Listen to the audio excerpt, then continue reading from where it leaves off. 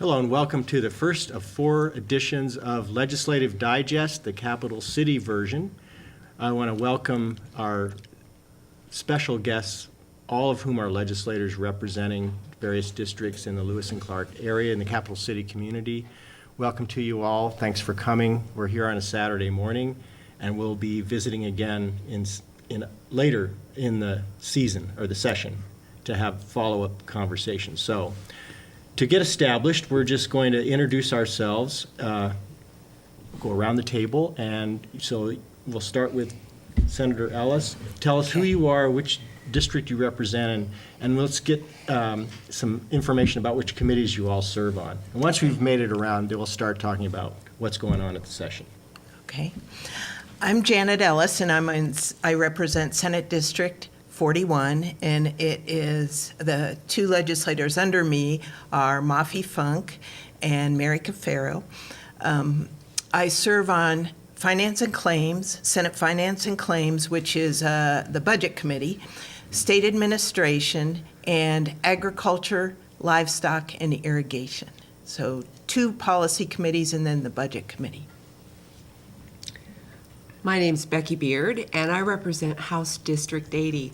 It's kind of a convoluted map for the district, a little larger than the size of Rhode Island.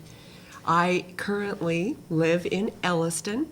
My district goes westward to Avon, Garrison, Gold Creek, Beck Hill, up to Helmville, Ovando, over to Lincoln, up to Wolf Creek, a little bit over toward Lake Helena, north of Lincoln Road for the Helena Valley.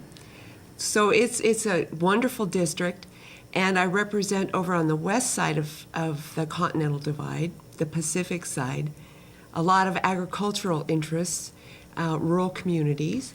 And then in the North Helena Valley specifically, there are a number of state workers, young families, who are all interested in what's going on in our community, but they also have interests for outdoor recreation and access. And so it's a fun district, and I love meeting people on their doors, so thank you. Committees. Oh, I'm sorry. And the committees I serve are on the Tax Committee, serving as Vice Chair. I serve on the Rules Committee, the House Education Committee, and our agricultural committees. So thank you. And I'm Jill Kohnauer, and I represent Senate District 42, which is all of the East Helena area and parts of Helena, including the hospital, all the way through past the Capitol to Beatty Street, some to the north as well, in the more rural areas of the Helena Valley. And of course, my compatriots in my district are Representative Marianne Dunwell and Representative Kim Abbott. And I serve on the Tax Committee. I am also on the Fish and Game Committee, and then I also serve on Natural Resources. And I'm a chemist at the Montana State Environmental Lab for my regular job, and a union president.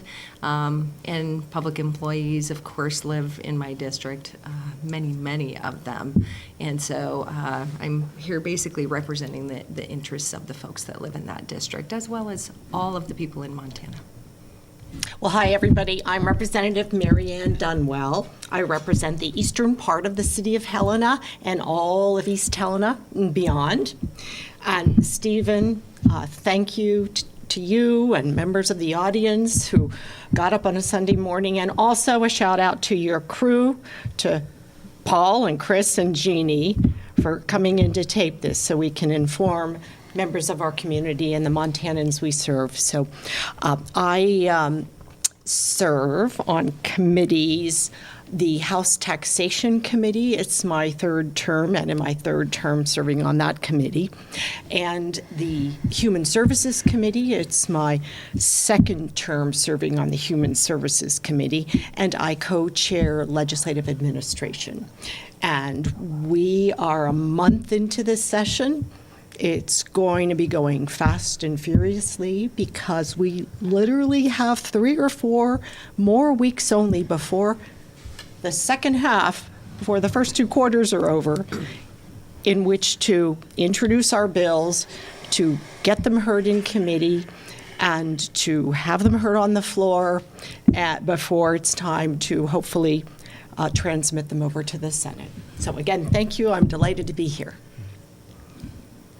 Well, thank you, Steve, for inviting us all here today on this beautiful Saturday morning. My name's Terry Gauthier. I represent Senate District 40, which is West Helena, all the way down to mostly Deer Lodge and the North Hills of Helena. I'm a 20-year retired Marine. I'm currently a business owner of 20 years here in town. And that kind of brings up the fact that I'm on Business and Labor as one of my committees, which is I'm right at home at. I'm also on Energy, and I'm also on Local Government, which I'm the vice chair of that committee. Love the town, love the trail systems. I'm carrying a really good bill, Senate Bill 24, where it was representing the trail system. I can't wait to talk about that.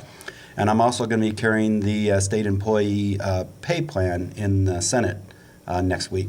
So looking forward to talking about all of those things. Thank you. Mm-hmm. Hey everyone, thanks for having us, Steve and HCTV. I'm Kim Abbott. I represent House District 83. I'm on the Tax Committee and the Human Services Committee. And I'm a Yeah. We'll get into that later. Mafi Funk, House District 82, and we're in my district right now, so welcome to it all. And I serve on Business and Labor, I'm Vice Chair of Education, and then Agriculture, so yeah, it's great. Well, thank you all for letting us know, reminding everyone how hard you work. I mean, just the fact that you list multiple committees, everyone's on multiple committees, and I think our local public does appreciate the fact that it's a tough job, very intense. So we're glad to have you here when you have a little time off. So I think I'd like to start with just a discussion of the status of what seems to be the big issue in terms of general outlook of the state, and that's Medicaid expansion. I don't know who among you is engaged directly in the bill or the bills that are proposed to do that, but let's start there because it does seem to be the issue that affects most people right away. It's got the most coverage and it's a big deal. So who wants to start talking about the status of Medicaid expansion? Get away, Kim. Well, I think it is a big issue this session. For folks that don't know, the Bipartisan Compromise Help Program has a sunset, and so it sunsets June 30th, 2019. So there is a time clock for all of us to make sure that 95,000 plus Montanans hold on to their health insurance after we adjourn. At the end of the session, the Democrats have a proposal being drafted to extend Medicaid expansion. Representative Cafaro, who couldn't be here this morning, is sponsoring that bill. And I think what you'll see in that bill is an extension of a program that we know is successful.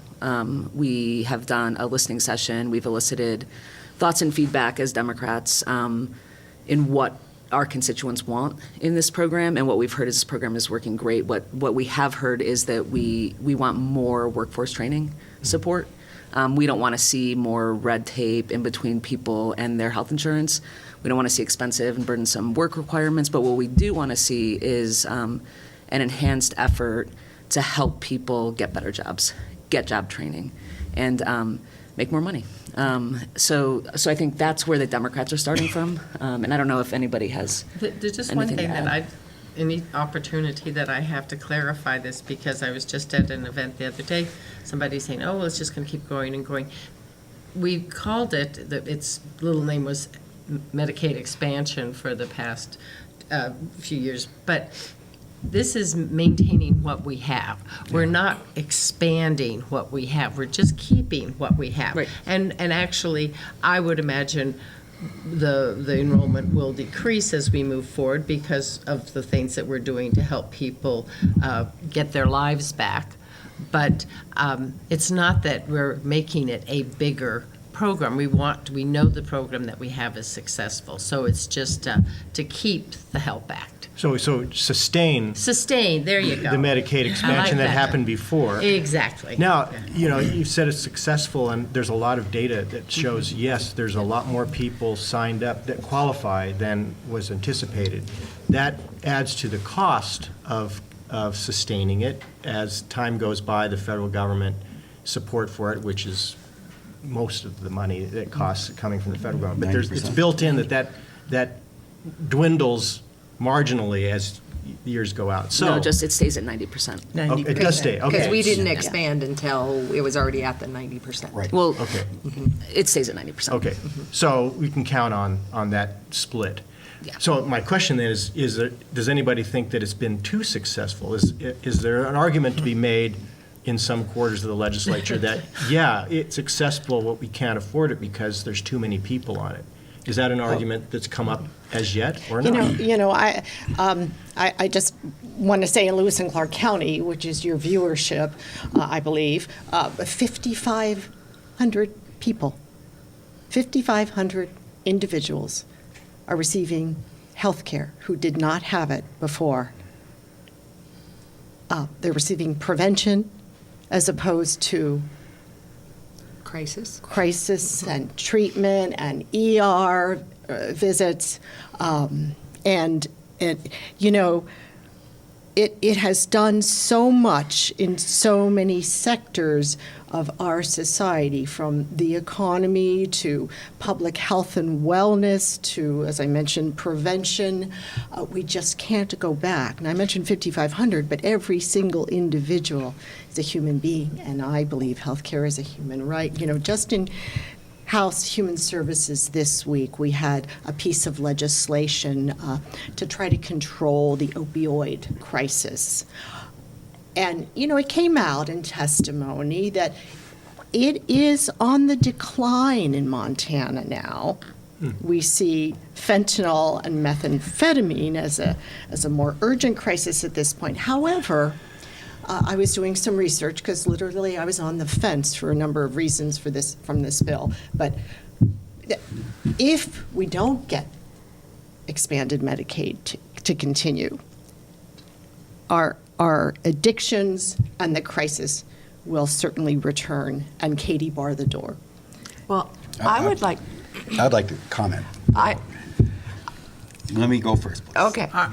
You're the senator by all Using means. his senatorial Okay. First of all, Medicaid expansion, in my opinion, has worked pretty well for us. But let's talk about the initial numbers. And the initial numbers was around 45,000 is what we initially thought would sign up.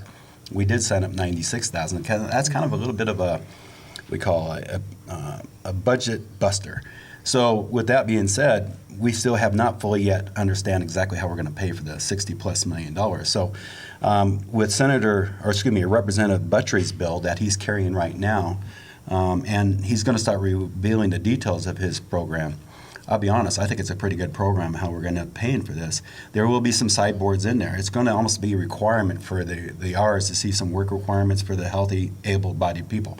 And I think those are some of the concessions that are going to have to be made to keep Medicaid expansion continuing. We can't do something that specifically taxes one specific entity in the state, like taxing just cigarettes. I personally am not a big fan of cigarettes. I never have been. I supported Mary Cafero's bill last session supporting a tax increase to support assisted caregivers. But one single tax revenue source was probably not the right idea. But we do need to look at a broad-based tax system that's going to be equally distributed throughout the state, and then we'll be able to pay for this program. But I do believe we probably should trim a few people out of the program and move forward with it. But the program works for me. I have people that are my employees that are on the program right now. They like it, and I support them on it. So I don't want it to go away. But Representative Buttrey's got a good plan. And once he reveals it, I think everybody's going to find that it's going to work real well. And we'll probably be supporting it in some shape or form.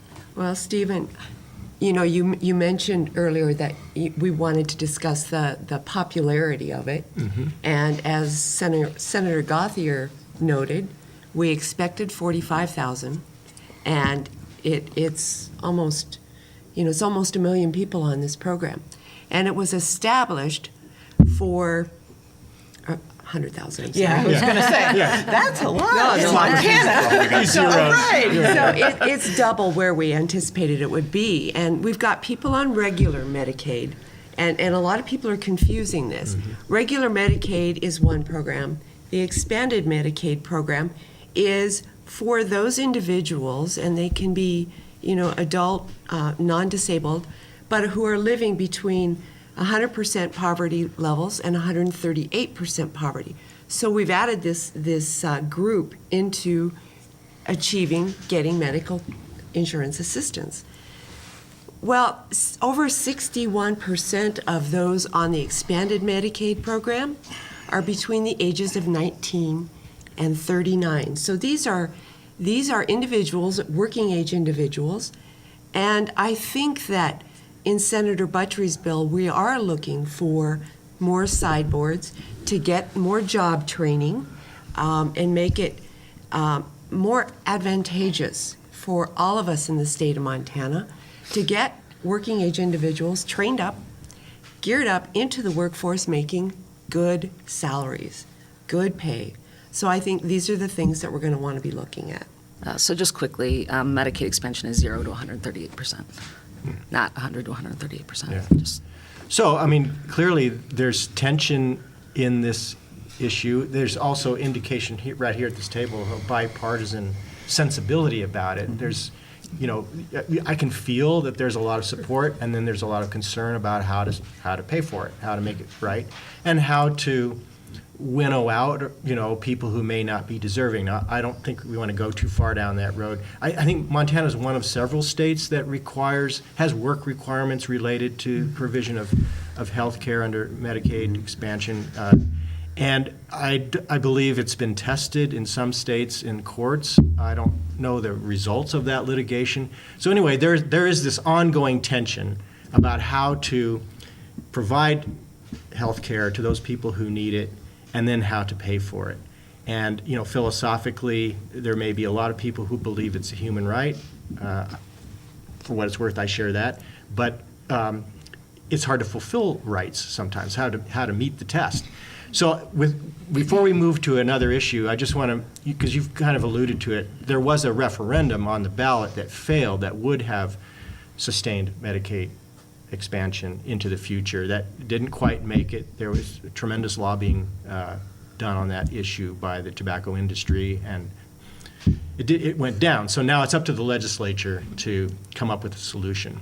So unless somebody has another point to make about this I would issue. like to make a point about the fact that, you know, that was a big, huge out-of-state influx of money against the referendum, which I think people should pay attention to, because that's folks that could actually help with the healthcare needs of folks in our state. When we have $440 million of effects of smoking in the state of Montana, actually having those folks and that entity help to backfill into our state to actually support Medicaid expansion is really important. One thing we didn't touch on hugely, it was mentioned during our initial discussion about Medicaid expansion, is the economic benefit that has been derived in the state from this particular thing. More than 60% of the people that are on Medicaid expansion are the working folks in our state. So most of them are trying to work.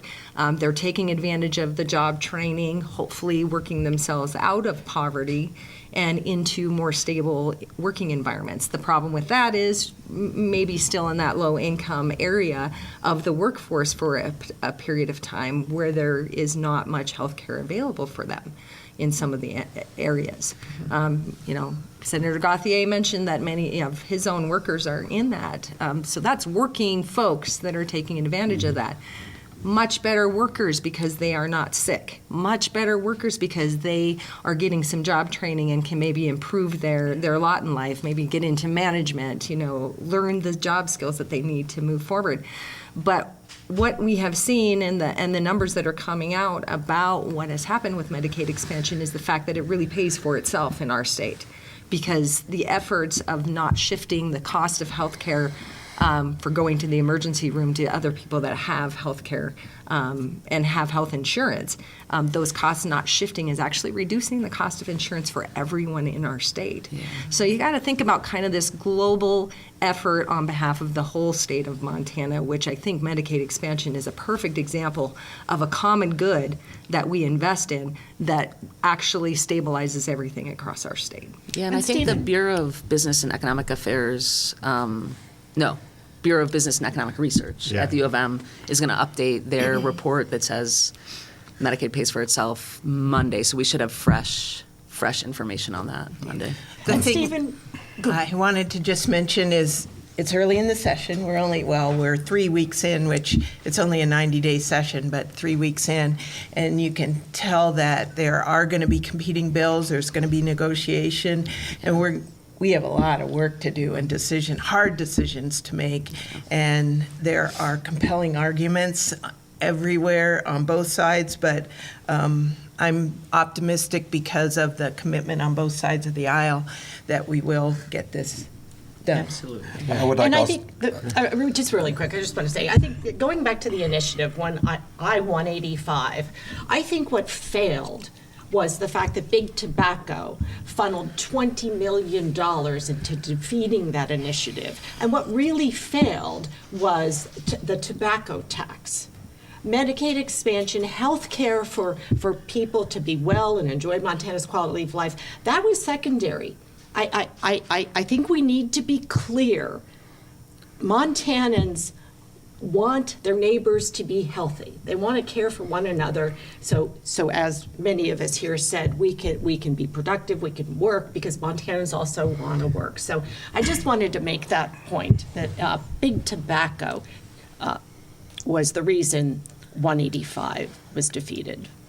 One more. One more, then I'll finish it up. I truly support Show-It-Air, and Show-It-Air's budget is going to deeply depend upon Medicaid expansion. 20% of their budget relies on this. So I understand their mission statement over there and what they're doing, and I support that.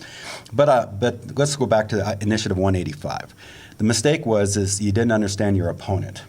You didn't understand Big Tobacco. Yes, they did put a lot of money in the ring, but you picked the wrong guy for the sin tax. I think they underestimated the fight that you're going to have with that.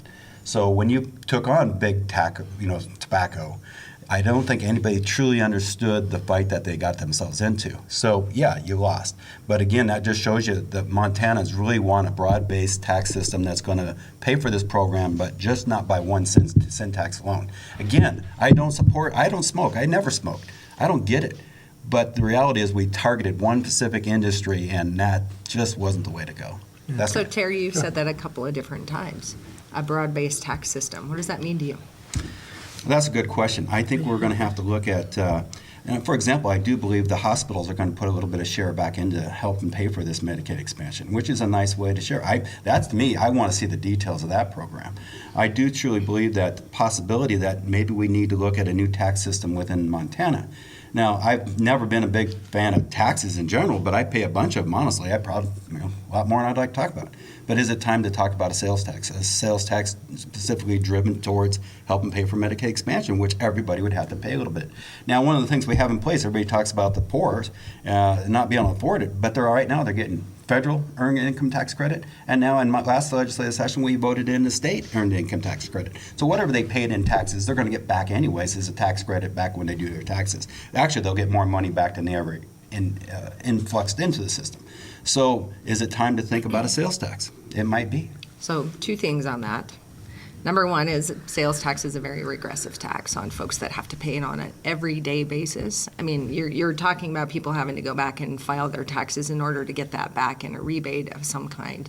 You know, this is our lowest income folks in the state of Montana, and if you remember, the state earned income tax credit policy did go in, but it was not funded. This is the first tax year. Yeah, this will be the first tax year that people have been able to take advantage of that. So it's very difficult for people who on a daily basis use every dime of every penny of the work that they do that comes into them is going out to basically meet their daily needs.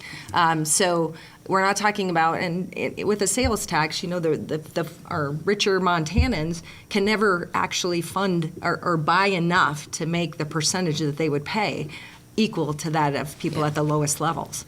And so that's my deal about a sales tax. And of course, the sales tax has been around and through the legislature and on the ballot and everywhere.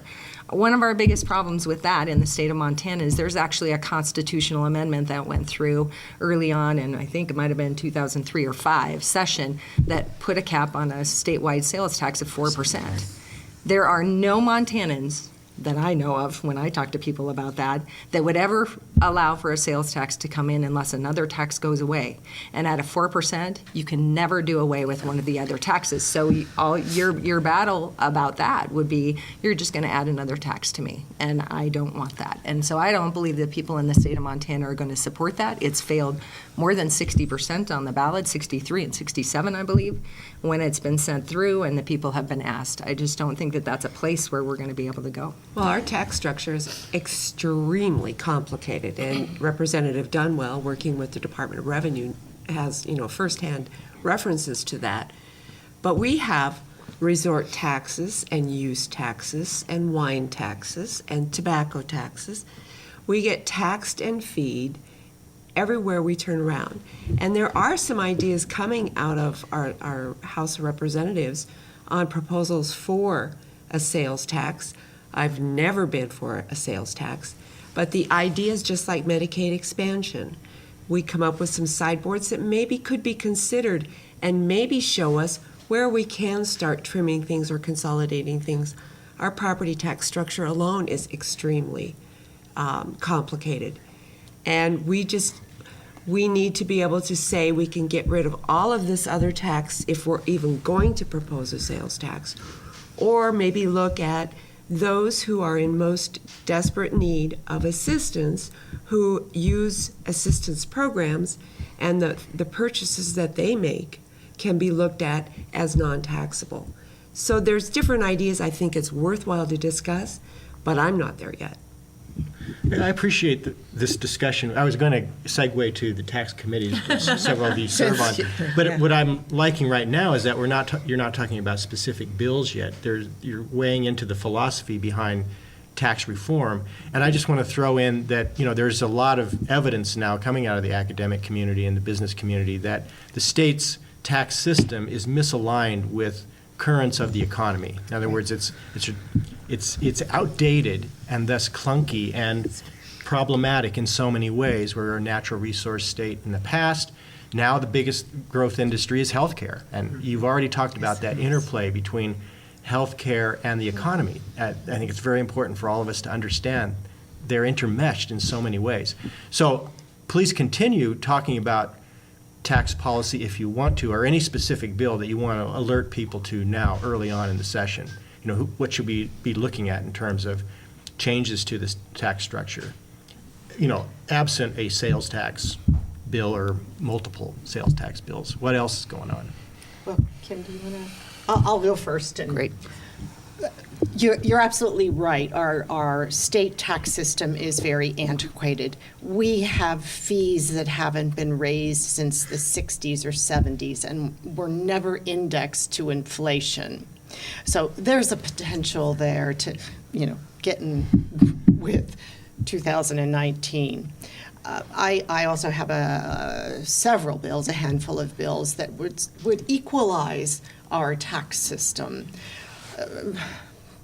Back to 2003, when the legislature changed our tax system, it skewed things to put more of a burden on working Montanans who earn a living working for income. So there's some inequity. The wealthy 1% frankly don't pay a fair share. And I've spoken to some of these people, these individuals, they want to. Some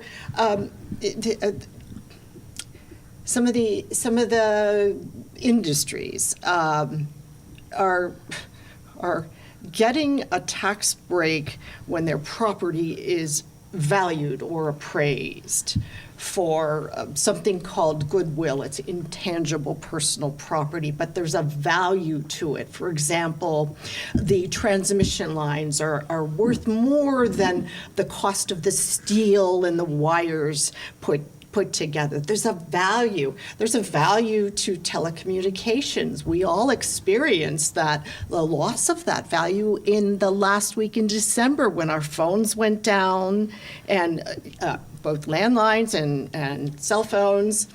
The phones at the Capitol went down. And just in comparison, individual homeowners, if I sell my house for $150,000 and I bought it for $50,000, that $50,000 that the buyer has taken on, or the bank, it doesn't matter. They don't get an exemption for that. Well, we're giving that same exemption to some of the industrial corporations. I just don't see that as fair. Plus, I could go on and on and on. The oil and gas tax holiday, when a oil company drills a well, they get an 18-month pretty much tax-free period. Well, any other business that comes into Montana and opens up, they don't get an 18-month grace period. And then I can go on. I've got a few others, but I think there's an opportunity to equalize, return that upper income decile to the income tax structure, and really work on a bipartisan basis to look at, let's do what's fair. Yeah. Okay. Well, I'd like to add a little bit to that. Now, I could see that you wanted to. and I do believe these big companies are paying their share, and they pay a lot. Northwest Energies is the #1 taxpayer in the state. So for transmission lines and all the different things. But back to Montana used to be a natural resource state, and now we're looking at there's still opportunities in Montana to harvest natural materials, hard rock mining. That, for example, the Black Butte Copper Mine will produce $8 million a year in general fund dollars, which could go right to the Medicaid expansion piece. That's something that here you don't have to tax everyday Montanans. That is I'm fully confident that mine will be permitted in the future. I'm looking at the other things like tourism is now becoming almost over ag as the #1 revenue stream for the state of Montana, and I support that. And that's why I'm carrying a bill, Senate Bill 24, which is going to be helping with the Trails and Parks Recreation Maintenance Fund, and we're going to create another fund for grant money for the communities to actually go in and draw money out of that to help with their trail systems, the OHVs, all kinds of broad base for all the sportsmen in Montana. And anything we can do to make our park system even stronger and better and make it more appealing to the tourist, we're going to have more tourists come back, because we want them to come back every year. We just don't want them to live here, technically. That's a great idea. I wonder what your revenue source is. Well, that Black Butte copper mine, a lot of people were adamantly against that mining operation, that proposed mine, because a lot of people believe mining is a bad thing. We do extract an awful lot of tax revenues, way more than we can get from the hardworking folks alone. But I went over to that Black Butte mine on a tour, and I was amazed at how the technology is being driven to meet the needs and the demands of our citizens in the state overall. And, they're worried about the water, and you'd know all of the technicals. But they've got a way to go in and backfill where they actually bore into the earth to backfill it so the water isn't going to cause this problem on, is it the Sheep Creek drainage that does go into the river a couple miles away? Mm-hmm. And I think that whatever we think about the actual mineral extraction in our state, I am always, always for pushing the technological envelope to develop it more fully so we can have a safer way to do the business that we do in Montana. Well, I'm glad you introduced the mine project into the conversation, because it's something on everybody's mind in this community, especially people who know all about the Smith River and how valuable it is. But my question is there anything in the legislative session that's actually going to touch directly on that project? Or is it more a conversation about existing regulations, the permitting system, and things like that? I'd answer right now, I don't know. If there's something out there, I haven't heard about it. I don't think there's anything that's specifically coming up that would change what's going on with that. I know that they're continuing to work with the Department of Environmental Quality on their permit and are they going to, meet their bonding requirements in order to begin to go, and what level do they need to be bonded at in order to protect the watershed and to make sure that if something does happen that their bond is at a high enough level to be able to clean up whatever happens. So I think that that's all that's going on right now, is that they're kind of basically in the discussions on moving forward. I do know that the folks that are developing the mine are the ones that have backed off slightly, giving themselves a little bit more time. It's not regulations from the DEQ that has slowed this project down. It's actually the company themselves that is doing that as they work through these issues. They want to make sure. I think that they've been really working hard with the folks that are in the town over there in White Sulphur Springs to make sure that they're going to be embedded in that community and that they want to work together. But I just wanted to make sure that people knew that, it's not the regulations in the state of Montana that are slowing that project down. It is the company themselves.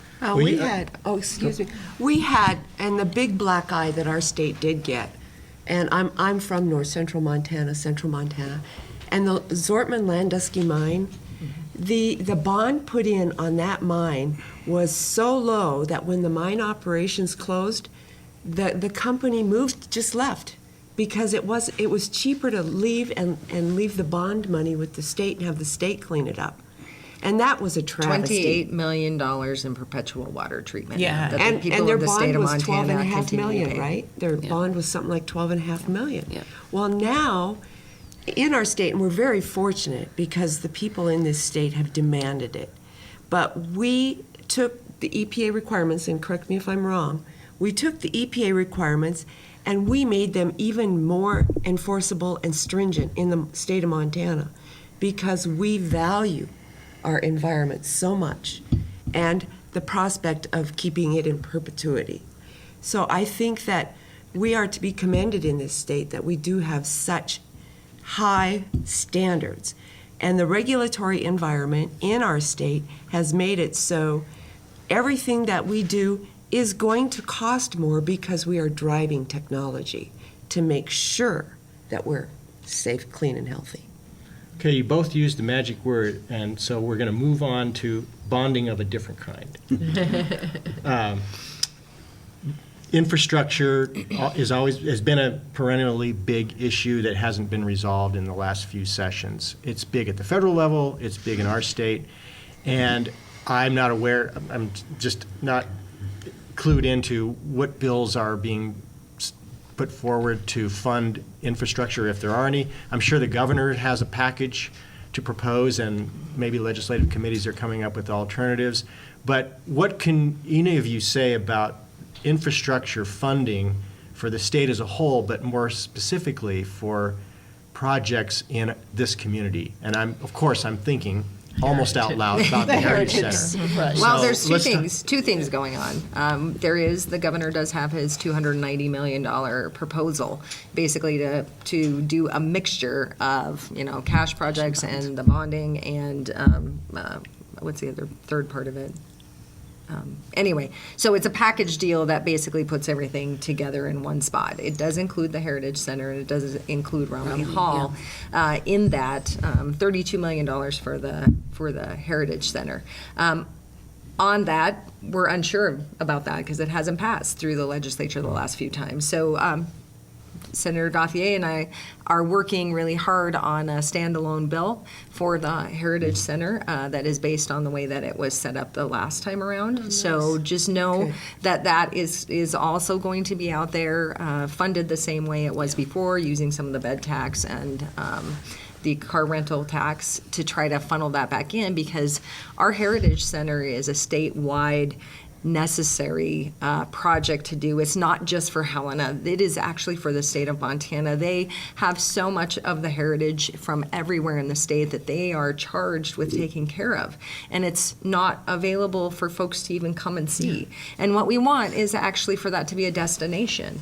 One of the things that I think got lost a little bit in the last discussion about the Heritage Center is the amount of things that they send out of Helena. They send things to historical groups across the state of Montana, or students, or classrooms, about whenever they're studying and from their own areas that they just store and that people don't get to see, but they send that out all across the state of Montana. And so from the tourism standpoint, there's people that like to take their kids and bring them to museums across the nation. And we have some of the most incredible Native American historical artifacts that are nowhere. They're nowhere in the U.S., they're not anywhere in the world. So the availability of those things for people to come and see and visit, but we need to display those things. They're locked away and they're not available. So this is a statewide thing, and when people come here to come see that, they drive through north central Montana, they drive through southern Montana on their way to it. They go from everywhere in our state to try to get here, and they stay and they buy food and they get, rent a, yes, they do. And they stop everywhere and buy gas and in every community across our state. So this isn't a Helena thing. I try to just make sure that everybody knows. It may be located here, but this is a Montana thing that needs to be supported by every legislator in the session. I concur.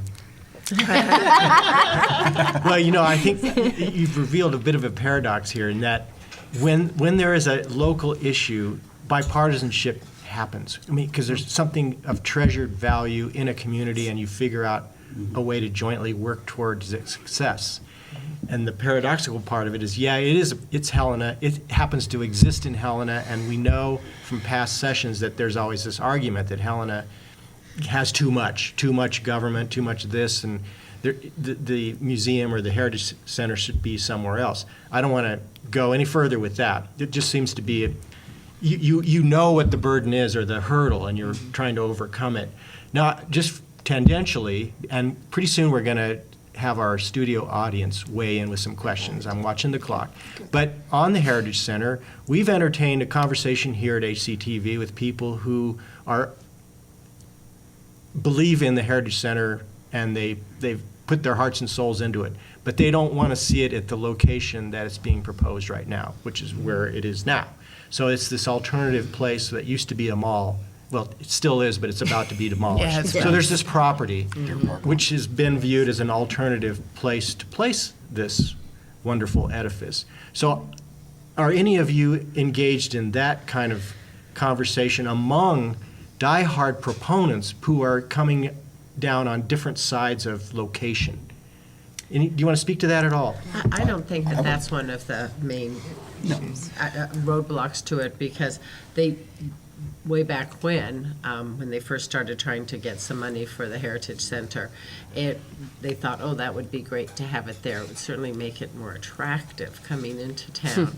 But I think that ship has sailed a long time ago. And I know personally, I would like it to stay where it is, because when students come, as they do from across the state, it's so convenient to have everything in walking distance that they would see. And so for me, where it is in that parking lot and having some, I think that is, I will, since to me, and I don't know if you all have noticed this yet, but you will as we move forward, the tours for students were cut. So all those groups of students that used to come through during the session and could speak with us and really engage with our government, that's not happening. They cannot provide the tours to the kids anymore, which to me is, it just is really sad. It's And that tragic, reason yeah. we need to update our taxation system and identify public dollars for the public services we need, especially for our youth. Yeah. Well, and one of the huge issues is basically our ability to fund this over time. The cost of it was much lower 2 years ago, and Exactly. much lower Yeah. 2 years before that. yeah. As we move forward, the cost of actually building this continues to Well, of all our projects outpace, across the of state, course. that's what's, I think if that, Yep. those terrific bills we had 4 years ago, and where we would be today had we been able to, we still have a very good rating, but You snooze, you we need to- lose. Yeah. Well, that's a good And way. it's getting worse and worse. So Yeah. I hope this time that there is a more overall thought process to actually get money on the ground in every single community. There's water projects and wastewater projects and, Costs go up. Costs are going up. That's one of okay, I'm going to talk for the conservative sides. And we totally get the water and sewer projects. I mean, there's like, right now we could probably spend $2 billion in the state of Montana because of outdated water and sewer systems. But when it comes down to bonding, a lot of people just don't think the bonding is there for the Romney Hall. And Romney Hall is a kind of the bad spot of the whole bonding issues. I personally support the historical site center. The historical site is going to be great for Helena. It's good for the tourism. It's good for the economy of Montana and Helena. And I do support all that surrounding areas and getting the artifacts out there to them. But the Romney Hall is going to be, always will be, probably one of the biggest negatives of the bonding issue. So let's just remind our audience that Romney Hall is at Montana State University, and there's a plan to convert it to modernize the building. That's It's going to be correct. costly.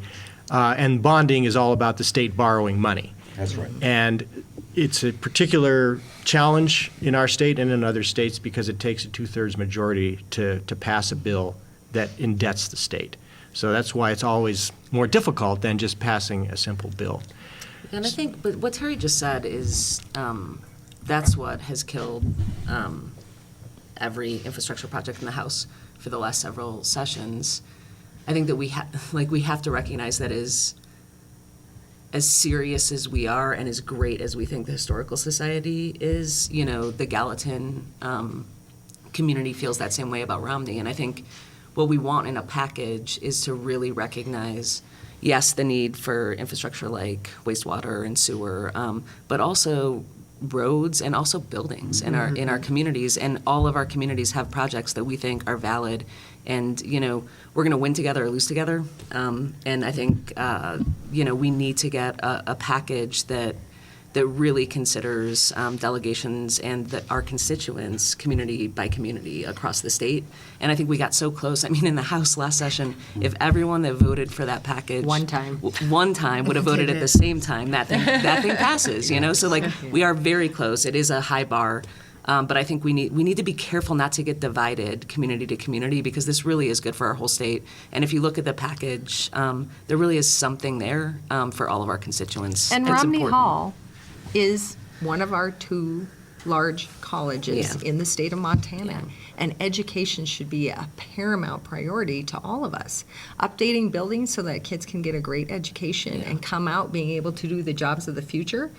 Updating that for all of our students and the people who come here to go to college from other states. It should be a huge priority, just as the Heritage Center is important for us. And I have to make a pitch for education and the infrastructure because that is one of the most costly uses of general funds for all our school districts. Helena, we are very fortunate. People here are generous and we passed bonds and levies so that we could improve our schools. But in the more rural areas, those schools are falling apart.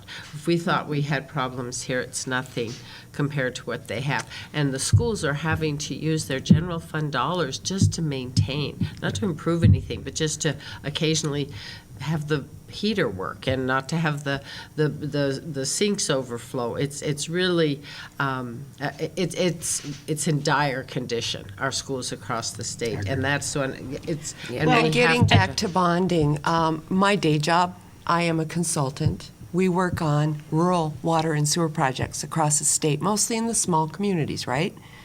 So when I go to the public meetings, I facilitate those meetings, and I let the community residents know that their rates are going to go up from $12 a month to $90 a month. And the residents in these communities say, how can I afford a $90 a month bill for my sewer?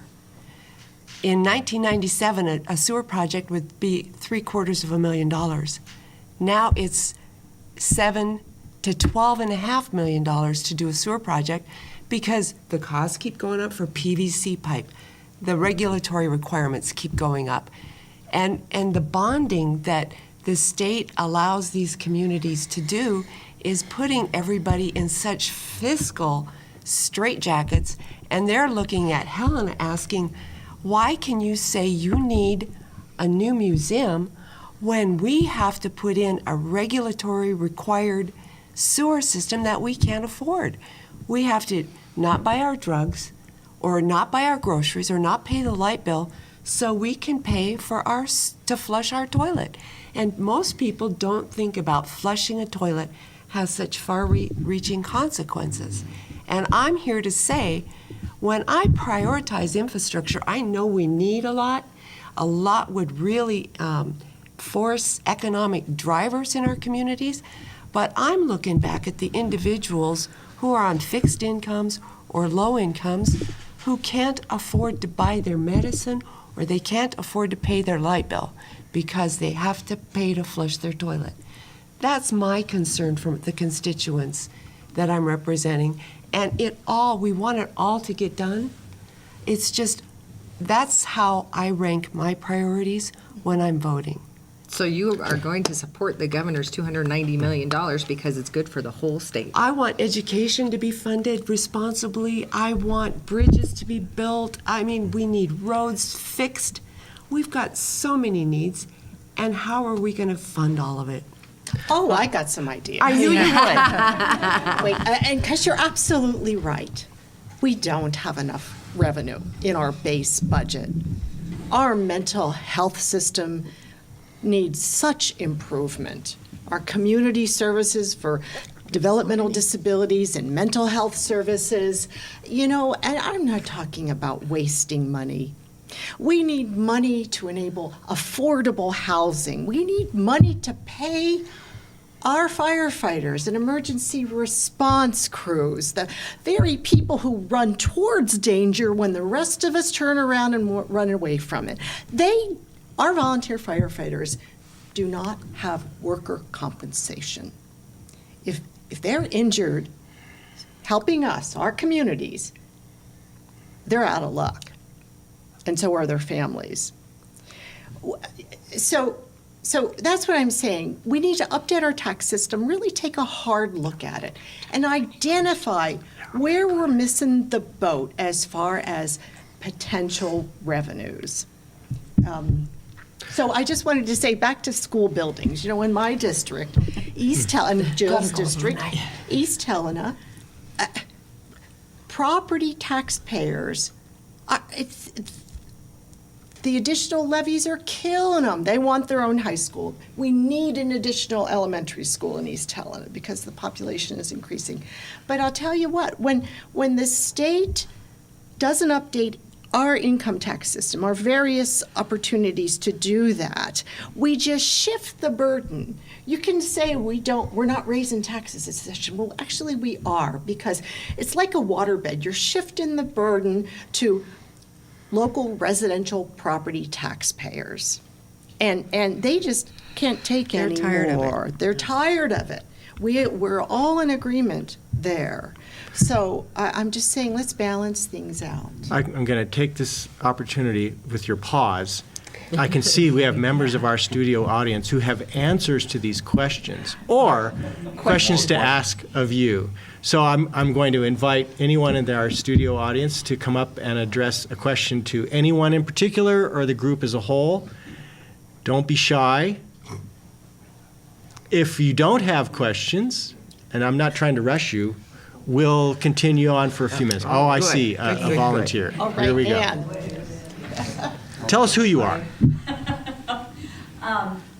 I'm aware, this is to the House representatives, and I think some of you sat on the committee this was involved in this past week. House Bill 144, if I have the right number, was looking at where we could pull more revenue back into the general coffer so it could be distributed out.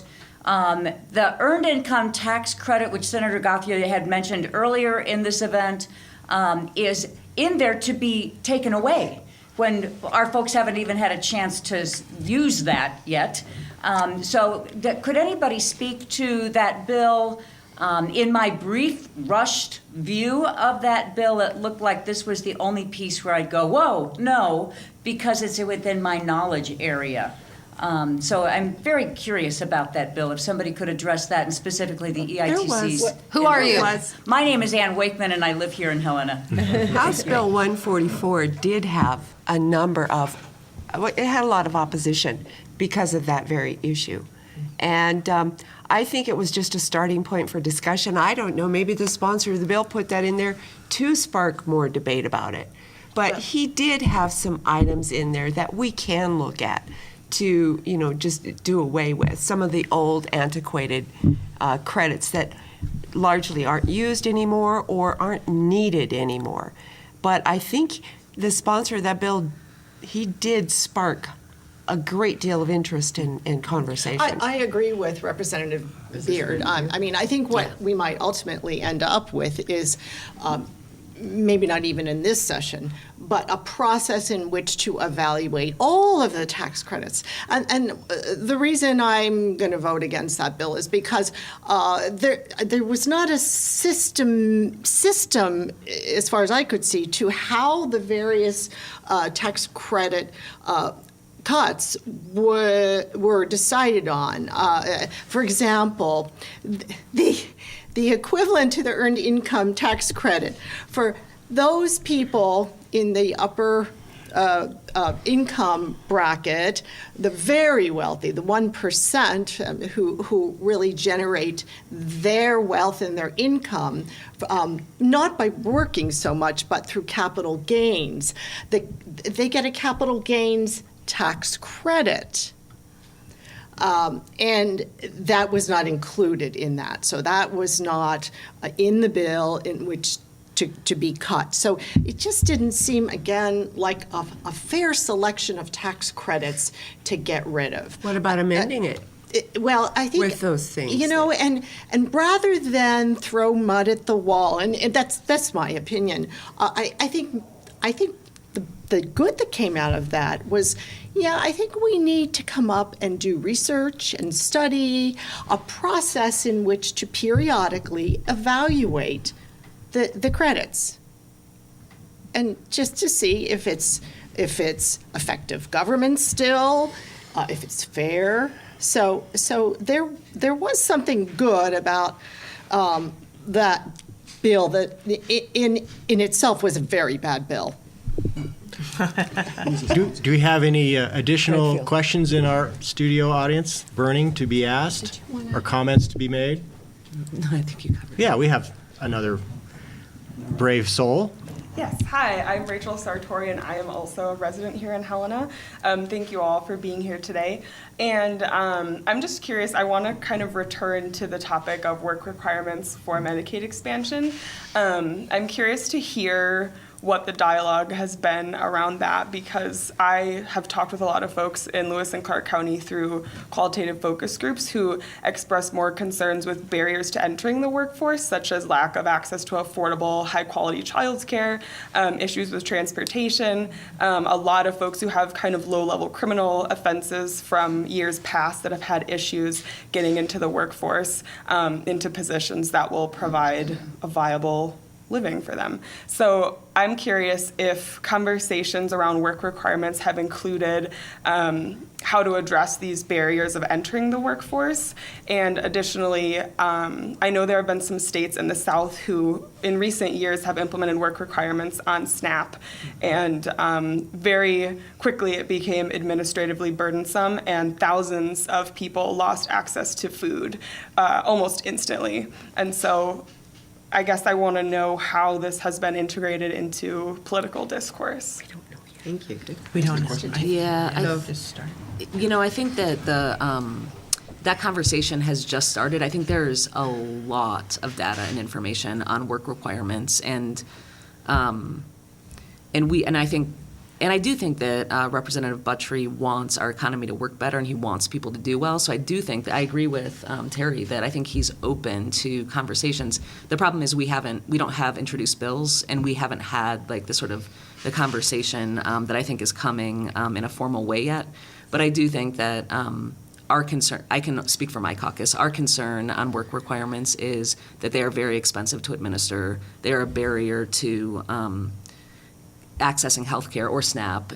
You're right that they did put, which is food stamps for folks that don't know. There have been some work requirements put on food stamps in the South, and they've been pretty devastating to the program and to the recipients of food stamps. But what we want to see is people being able to enter the workforce in a way that's meaningful, in a way that increases wages and improves lives.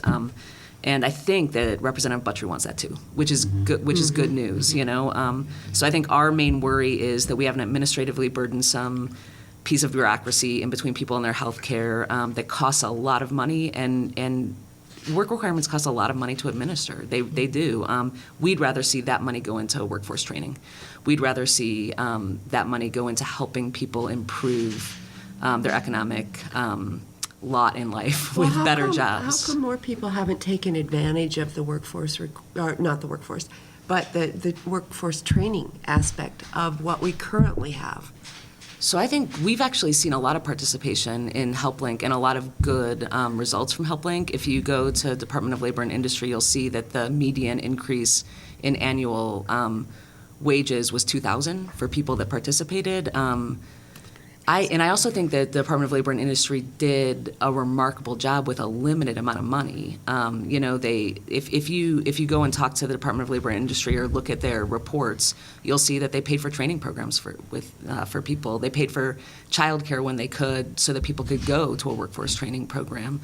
They helped with resumes. They helped with a lot of different things, but there wasn't a lot of money. We really pieced it together. There wasn't an appropriation for that program. We took some TANF money, and DLI moved another source of money around to fund that program. So what we want to see is actually funding that program instead of paying for a burdensome and expensive work requirement. I think what Democrats would prefer, and what we're going to be saying, I think, pretty consistently as this debate continues, is we want to see those dollars put into a program that is voluntary workforce training that's really helping people lift up their skills and improve their job Yeah, because if you put a work requirement on somebody and force them to go to work in order to get, maybe it's medical assistance for their kids or whatever, and there's nobody to take care of those kids, what have you done?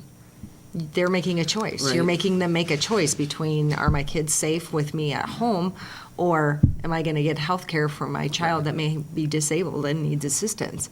And so that's the stuff that we need to be able to actually work into this program. If you're going to put a work requirement on it, you know, an able-bodied person a single person that can take care of themselves, maybe that's a good place to be. But some of those numbers that we've been seeing is 60% of the people that are on the Medicaid expansion currently are working. Yeah. And so what kind of a work requirement are you going to put on the rest of the people that might be caregivers for family members or, you know, just have small children, not in school, and don't have the ability to basically leave them and go to work. I think we have to be really, really careful just about how those things, if that conversation continues, that we protect the ability for these folks to actually get that leg up and that step up and to take advantage of some training that can then help them to get into the workforce. Speaking of the training aspect, and Representative Funk, I know that this would be pretty close to your heart as well, but this past fall I went on an industrial training tour in Helena-area industrial businesses. And I went out to the College of Technology, and their class sizes are maxed out. They can matriculate about 30 students every session, and every one of these young people gets out of the program with a job starting $60,000 a year with no student debt, because guess what? Private business is so desperate for qualified workers that they're paying scholarships to these programs to get these kids educated. The unfortunate thing is our building sizes and teaching staff sizes are not adequate to meet the demand. So this is something I would really like to focus on, particularly through our sitting on the Education Committee in the House. You know, we have exhausted our allotted time. We could go on for a long time, I'm sure. This has been fascinating for me. I'm sure our audience is going to appreciate it as well. So I have to thank you once again for making time for this program. We will be back at it in a month or so. We'll post those dates on our website and on TV. I think it's going to be very evident to the viewers of this program that Helena and its environs are very well represented in the legislature. So thanks so much for the service that you're providing to our community. And let's get together again in the second quarter of this 90-day session. Thank you. Thank you so much. Thank you. Thank you for watching. Be sure to capture this on channel 189. And remember that we stream our programming from our website. So those of you who aren't necessarily cable TV consumers, go to our website and capture this wonderful experience there. We'll see you again next time.